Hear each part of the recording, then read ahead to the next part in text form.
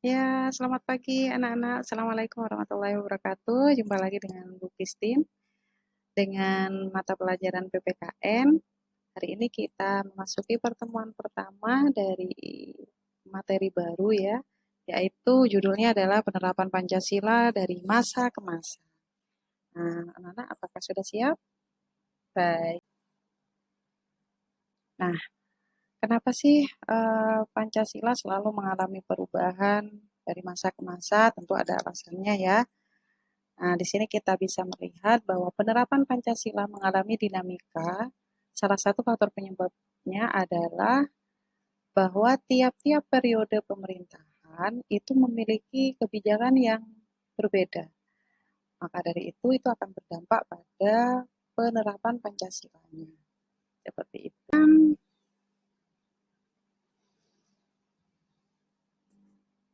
Baik, kita memasuki ke perkembangan Pancasila dari masa ke masa. Nah, anak-anak bisa lihat ya, ada berapa gambar di situ. Baik, ada 4 ya. Begitu juga dengan pembagian Pancasila, menurut masanya itu juga dibagi menjadi 4. Yang pertama disebut sebagai masa awal kemerdekaan. Dan setelahnya disebut sebagai masa Orde Lama. Nah, kita lihat di sini bahwa siapa presidennya?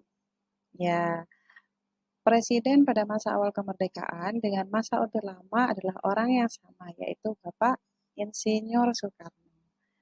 Nah, selanjutnya disebut sebagai masa Orde Baru. Nah, anak-anak bisa lihat di sini bahwa di masa Orde Baru, eh, pemerintahan sudah bukan dipimpin lagi oleh Bapak Soekarno, tapi dipimpin oleh Pak Soeharto. Berikutnya adalah masa reformasi. Masa reformasi ini dimulai setelah pemerintahan Bapak Soeharto berakhir, yaitu sejak pemerintahan Bapak B.J. Habibie hingga saat ini. Itu disebut sebagai masa reformasi. Jadi sekarang tahun 2022 pun ini disebut sebagai masa reformasi. Seperti itu ya.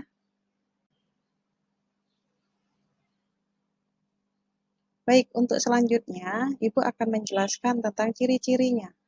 Nah, setiap masa ini memiliki ciri yang berbeda. Nah, yang pertama adalah pada masa awal kemerdekaan banyak muncul pemberontakan. Nah, di mana di situ ada banyak sekali pemberontakan yang secara langsung itu mengarah pada perubahan ideologi bangsa. Yaitu maksudnya pemberontakan tersebut adalah mengganti ideologi Pancasila dengan ideologi lain sesuai dengan kepercayaan mereka. Nah, pada masa Orde Lama, ini pemberontakan mulai surut, berangsur-angsur menghilang. Kemudian Pancasila, ciri yang paling khusus di masa ini adalah Pancasila diarahkan pada ideologi liberal. Nah, di masa Orde Baru, ini ciri yang paling khas adalah tidak adanya kebebasan berpendapat. Bahkan saat itu kebebasan pers sangat-sangat dibatasi. Seperti itu.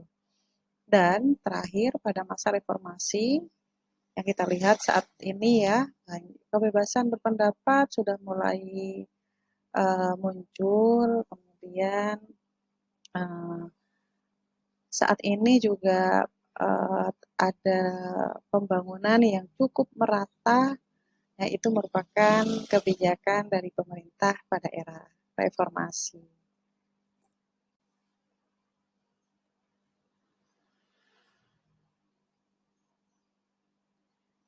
Baik, anak-anakku, itu saja yang bisa Ibu sampaikan pada pagi hari ini. Untuk pertemuan mendatang, kita akan jumpa lagi dengan materi yang merupakan lanjutan dari materi penerapan Pancasila dari masa ke masa. Terima kasih atas perhatiannya. Assalamualaikum warahmatullahi wabarakatuh.